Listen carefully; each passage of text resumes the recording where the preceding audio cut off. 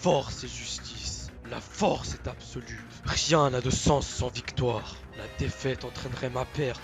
Comme à cette époque. Je refuse de revivre ça.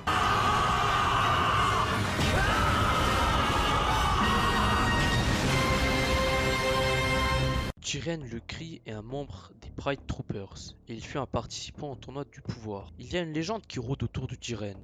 La légende dit Jiren est le mortel plus fort que l'Akaishin, entre autres le dieu de la destruction. Jiren reste tout de même celui qui força Goku à se surpasser en éveillant le Migate no Gokui, l'Ultra Instinct. Jiren ressemble à une sorte d'alien gris.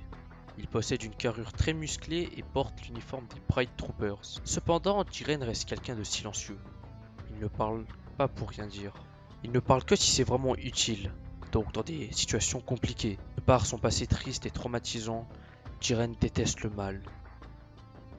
Il ne voulait pas participer au tournoi de pouvoir, mais c'est son Akaishin Vermood qui a réussi à le convaincre avec Toppo en lui disant que s'il participait, il allait exaucer le vœu de Jiren.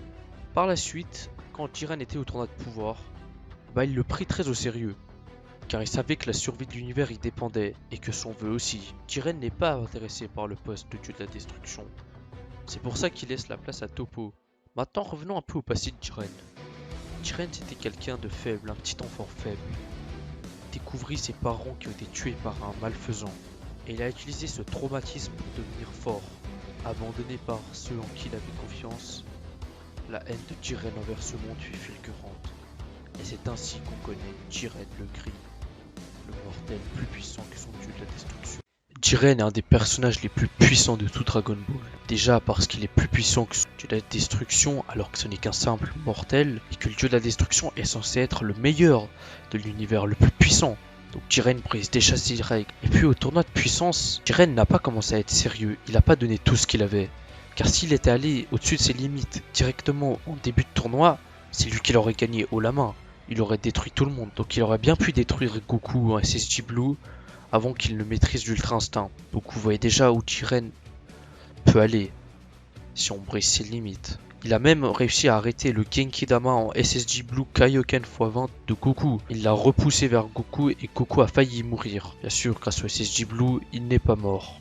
Dans le manga, la personnalité de Jiren est radicalement différente et il montre plus de traits héroïques que son homologue en animé. On dit que dans le manga, il consacre tout à la justice et n'agit jamais pour des raisons égoïstes. Il vit pour protéger l'univers 11, déclarant même qu'il quitterait le tournoi pendant qu'il se déroulait pour y retourner en cas de problème. Lorsque Toppo dit à Jiren de participer au tournoi de pouvoir, il refuse d'abord d'entrer, car alors le pouvoir est de protéger l'univers 11. Il ne provoquera pas la destruction d'autres univers pour sauver le sien.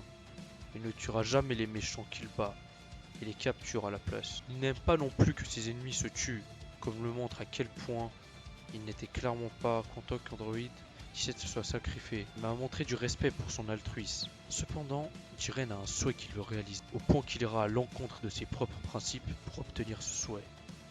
Et en tant que tel, il entre dans le tournoi pour obtenir les Super Dragon Ball, bien qu'il déclare toujours qu'en cas de problème, il devrait retourner dans l'univers 11, qu'il partirait immédiatement pour aider. Ce souhait s'est révélé plus tard être la résurrection de Gichin, son ancien maître décédé, contre celui qui a tué ses parents. Bien qu'intéressant, ce souhait ne semble pas provenir tellement de la douleur de perdre son professeur, mais en ce qu'il a jamais officiellement diplômé sous ses enseignants. Dans le même temps, comme son homologue animé, Jiren est totalement indépendant, se concentrant davantage sur sa mission que le bien-être de ses alliés, car il considérait que gagner le tournoi était plus important que de sauver Toppo et Dispo de l'élimination. Il affiche également des vues inhabituelles, non vues dans son homologue animé, comme le montre la façon dont il a réprimandé Goku, disant que le pouvoir qui nuit au corps ne peut pas être exercé correctement. Malgré tout ça, pour moi, Jiren représente la justice et la puissance dans Dragon Ball. Il est un peu le Batman de Dragon Ball, entre autres. Et je pense bien que Toriyama s'est inspiré de Batman pour faire ce personnage de Jiren, vu qu'on sait qu'il s'inspire beaucoup de films américains et de séries américaines. Donc je pense bien que Toriyama s'est inspiré. Et je kiffe de ouf l'aspect de Jiren, déjà comment il ressemble un peu à un alien, il est silencieux, très puissant. Et en plus ça fait longtemps qu'on n'a pas eu un ennemi comme ça, la Dragon Ball Z. Freezer grave musclé et tout, donc quelqu'un de baraque finalement. Et moi ça m'a bien fait kiffer.